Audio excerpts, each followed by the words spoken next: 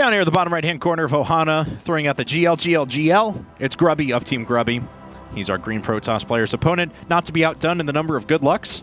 Saying GL. Oh. Evil Geniuses DeMuslim, he's our Blue Terran.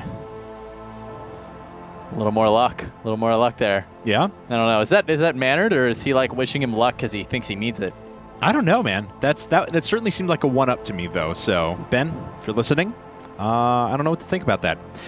Anyway, so Grubby DeMuslim now PvT action on Ohana, and just if you guys are curious what this is for, of course, the Gome World Championships, pitting the 5 best Korean players against the 5 best foreigners, are going to be at IPL 5. We'll have a Pro League style format. We'll have a Winter League all-kill style best of 9, and we'll actually have an ace match if the teams tie after those 2 sets.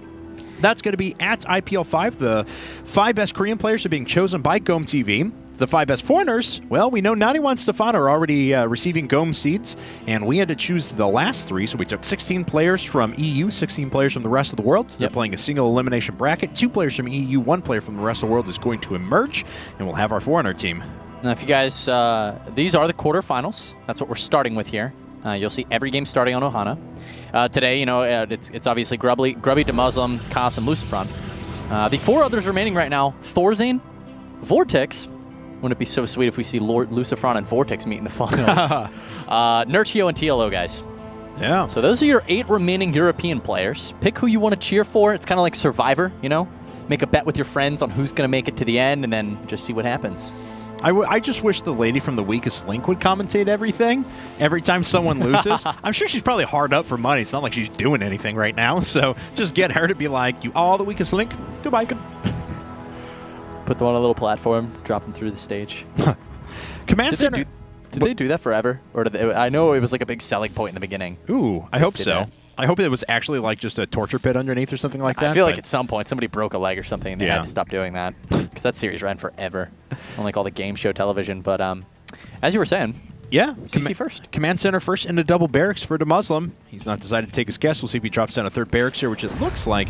I'm not sure if it's going to be a supply depot coming here sometime soon or not. Last SEV should time nicely with the Command Center just a few seconds away from finishing up. Look at this, though. Grubby.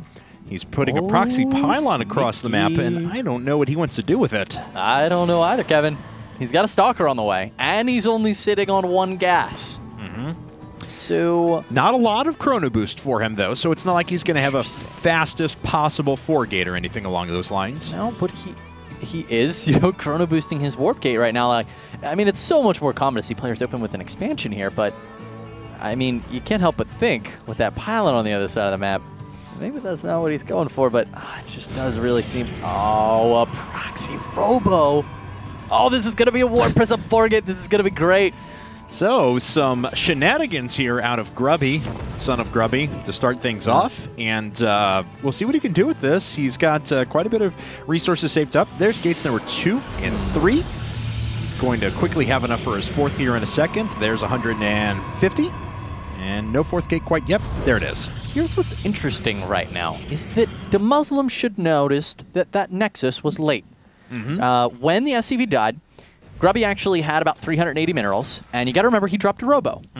So, with a Stalker, with the 1 gas, with everything playing standard, that Nexus should have been down very easily, and it wasn't. Right. So DeMuslim should be a little bit suspicious. You know, that Nexus, it was 15 seconds or so late at that point. I think he is, too, because he had bunkered in for a while, finished up his orbital command, and just sent things into his main. Now feeling confident enough that he can start to establish some units up at the front, and he doesn't find his opponents, but we, of course, know that's 200 minerals, that's a warp prism, and it's going to start dropping units directly into the main very soon. All right, well, I'm really anxious to see what DeMuslim does here. We see the bunker in the front, but other than that, Kevin, he doesn't have too much going on for him right now. I mean, I feel like this could kill him pretty easily with the really... I mean, I'm actually really want to see in his base right now, like, how many barracks... He's sitting on 3 barracks, so that's really, really a good thing for him. Yeah, and he's already shifting his units back now because he's going to lose the factory. He has to cancel it just so we can salvage any of the resources there. And there's a lot of units making their way in for Grubby at this stage of the game. All right, well, Grubby's continuing with the warp-ins. DeMuslim, you know, he's got his SCVs here with his army. He's going to try to make an engagement here. SCV's going to be moving in, obviously tanking the brunt of these Zealot blows. You can see the Zealot. Nice target fire out of Grubby with that one Zealot in the front. Nice lifting. The Warp Prism is going to go down. That's going to stop reinforcements. So much damage being dealt right now. Grubby can definitely transition out of things at this point. He can, and let's see how much economic damage he did. He killed 15 workers, so he's up by 9. But things after this are I don't want to say even necessarily. Grubby did his damage. He's going to try round 2 here momentarily, and he actually does find the pylon on the low ground, so hopefully he'll shift a few units back to deal with that as we see another Warp Prism coming up. But of course, Grubby not sitting on a second base. DeMuslim can drop down double mules and double SEVs right now to try and make this deficit up very quickly. No, he definitely can. Kevin, this is a risky move out of Grubby. You know, he could have kind of taken it and probably had a small advantage. This could potentially put him pretty far behind if he can't do the damage he needs with this second round. Well, he has a lot of units out here, but then again, so does DeMuslim. DeMuslim sitting on the low ground, and Stim's going to finish up in 15 seconds. So that's really the time that Grubby has to do damage, and he has killed another few workers inside of the main. 4 more, as a matter of fact. All the units starting to gather themselves up now, though, and the Stim pack is now finished. Yeah, that's really going to ramp up the damage for these Marines and Marauders. You can see there is the Stim. Units running forward. Nice lift by Grubby into the Warp Prism. The Stalkers are falling, but so many SCVs for DeMuslim have fallen. He is down to just single digits, and half of them at that. Wow, DeMuslim looking pretty close to dead right now. Well, DeMuslim, he's got a sizable army on the map, at the very least. That's the only thing that's going for him, even though it's injured. And he still does have the power of that almighty Terran Mule behind him. So we can actually see his income rate, once these start going, is not that far behind his opponent. And the Nexus was only now just started for Grubby. So there is a moment here for the next 65 seconds or so where DeMuslim, he's going to be able to double power out workers and try and find some sort of economic footing. Yeah, he's definitely going to be able, I mean, you take a look, the Nexus is halfway done, so you got 50 seconds or so, so he's going to be able to catch up. It's like 3 or 4 more SCVs, an advantage he's going to gain on Grubby. So it's still going to be about 10 workers that he's going to be behind, around in that range, which is going to be a sizable deficit, but he does have a nice little tech advantage right now. And remember that Robo's proxied, so that's going to have to be reconstructed, essentially. I'm going to be building Colossus out on that side of the field. That would be a little crazy. But anyway, Grubby now transitioning over to 2 bases. Yeah. He's got 29 workers, so he's going to have plenty to switch over here in just a second, and indeed he is as his Nexus finishes up. DeMuslim has caught back up to 16, so he's still 13 workers behind, and now, of course, Grubby will be able to double Chrono Boost, and that's going to give him a little bit better advantage.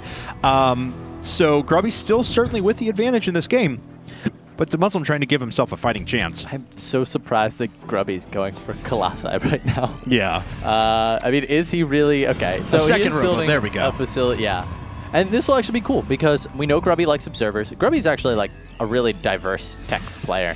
He I feel like has no problem teching to all 3 routes, and he's actually exceptionally good at utilizing synergy between them. So like use like Void Ray and Observer against Zerg, for instance, running around cleaning up creep tumors on a map where it's important.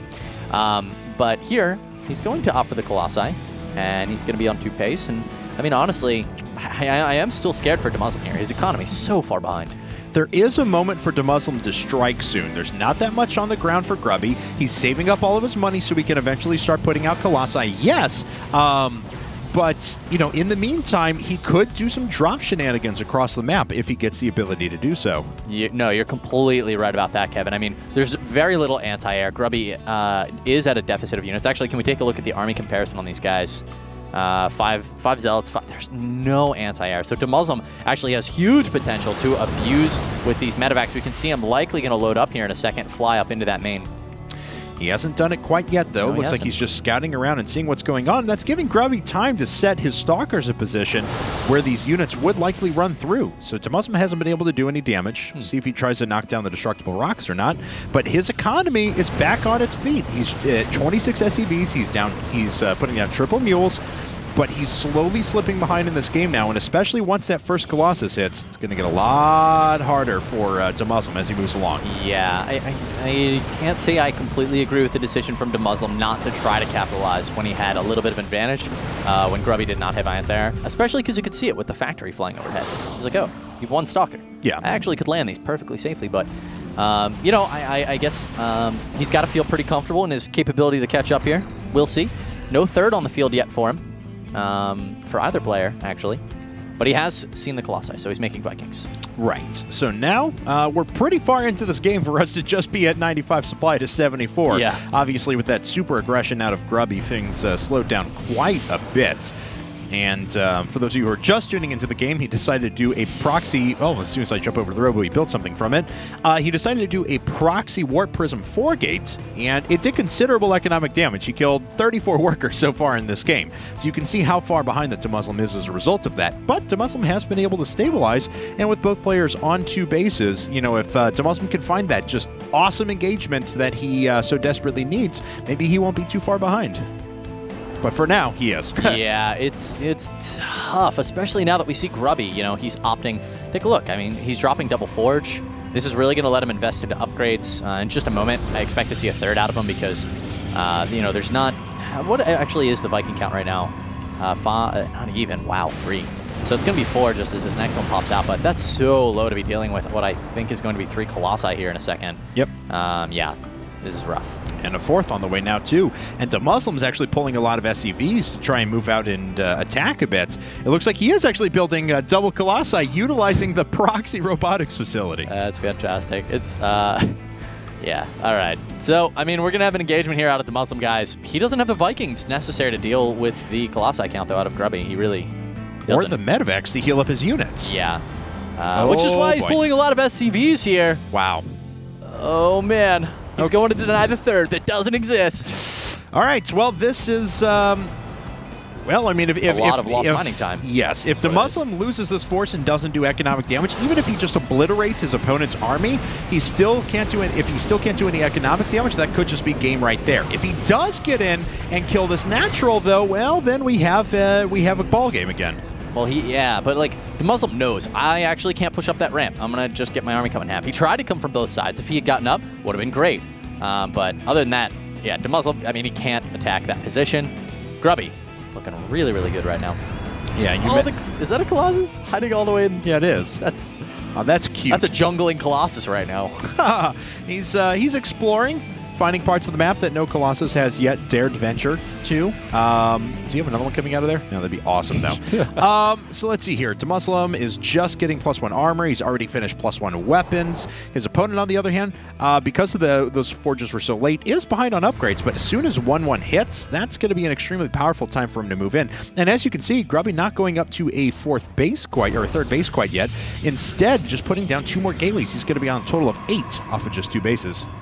Yeah, that's, you know, excellent reinforcement potential with that, most certainly. I love that he's got his 1-1 finishing. His Twilight Council could have certainly been a little bit faster there to start 2-2. He does have enough gas at the stage, but looks like he's going to be pushing the envelope, actually. A Warp Prism currently on the way. That's going to be awesome. He's going to have 8 gateways. He's going to be able to do some insane Zealot Warpins into the main in a minute or 2 here while he pushes with his army. Unfortunately, there's no third for him to deny, but... Right. But DeMuslim getting his units in position. He's going to watch and make sure these don't get picked off one by one. Viking fires a couple of times on the Colossus, but not certainly enough to justify its cost. And look at this. Grubby's going to be able to, with this 4, and when the Warp Gates recycles again, yeah, 12 Zealots are going to hit at exactly the same time. This is going to be pretty scary for DeMuslim. It doesn't look like he expects this at all. I mean, he has not a single missile turret in there. So here it comes, guys. Double-pronged push, essentially, out of Grubby. Colossi doing a lot of damage to the Marines right now. The Warp Prism still sitting perfectly still, though, here, Kevin. Yeah, these Vikings have actually done some pretty considerable damage. We'll see if this Warp Prism, though, can start to turn things around, because DeMuslim's going to need to react to this. And he can clearly see it now, but he's only pulling back a few forces to see if he can deal with this. No warping inside of the main quite yet, and if he can get underneath this and actually stim up, he may be able to take it out very quickly, and does. The Warp Prism goes down, but that gives Grubby what he needs to start making his way through the front once again. So it looks like Grubby just wanted that to be like a fake threat, but now he's not even warping in at the pylons that he has in position down here. So a little bit confused right now. It looks like, honestly, I think Grubby just expected there to be a third for DeMuslim. There wasn't. Yeah. And so now it's kind of just at a standstill, which, I mean, honestly, Ohana is one of the hardest naturals to push onto. And Grubby's going to try again. Throws up another Guardian Shield, tests up in the front, tries to pick off some easy bio units there. Manages to snag himself a Marauder and a Marine, but that's about all. once again, more damage is being done to these Colossi, and Grubby is actually going to get himself caught a little bit if he doesn't watch out, because with a third base done now for DeMuslim, and maybe an ability to reinforce it here in a second, DeMuslim has the potential to stabilize here if he gets a great engagement, and 2 Colossi going down right away does not help Grubby's cause. Yeah, the Marines and Marauders are very clumped up right now. Oh yeah. I was waiting for those force fields to just trap all of those units. Grubby could have roasted everything, but DeMuslim actually coming out certainly with the upper hand in that engagement. The thing he has to worry about, though, is that he only has 2 medevacs on the field. Yes, a third is just hitting at the moment, but every stim of his is going to be close to permanent damage because it's just going to take so long for the medevacs to heal them back up that what are they going to do? Oh, those are basically warped in Colossi right now. It's pretty awesome. He has a lot of them, too. I mean, there's 7 Colossi on the field, although he loses another one, and DeMuslim decides that he wants to engage this, but it's not the best engagement for him. His units are just running up one by one and getting obliterated. Yes, he's dealing with the Colossi on the ground, but he's not dealing near enough damage that he needs to, and the warpins from Grubby are actually going to work. He did just finish up at third base, so Grubby's sitting on a pretty good economy back at home, too, but that engagement could have gone better, unfortunately, for DeMuslim. Yeah, and now with the fact that Grubby can G can actually be called by DeMuslim right off. Yeah. There's nothing he can do there. Grubby is warping in Colossi right outside of his base, and he's got 8 gateways, so GG. Grubby going to take game 1. What a weird game to start with, with, too. That was awesome, though. It actually doesn't surprise me. If you look at the Samsung European encounter, Grubby lost 0-2 in games that were pretty standard, drawn out, and so now he's mixing it up a little bit. He's like, look, I'm going to Warp Prism 4-gate you, because I don't want to go to the late game. It certainly did its damage at the beginning. Wasn't enough to completely close it off there, but DeMuslim had a tough time getting his way back into it. Almost clawed his way into it, though. He made a good attempt. So, guys, we are going to run away commercial break, and when we get back, we're going to jump into game number 2. Don't forget, everyone, though, the Lone Star Clash is happening this weekend. Yeah. It's going to be an awesome event. They have a lot of amazing players. They have 2 amazing games, StarCraft 2 and League of Legends, so check them out all weekend long. Their streams will be featured on Twitch and on Team Liquid. They've got lots of threads up all over the place, and, of course, you can always Google TESPA to check them out. So check out the Lone Star Clash this weekend, but for now, we'll head to that commercial break, and we'll be back for game number 2 of our first Best of 5 of the day.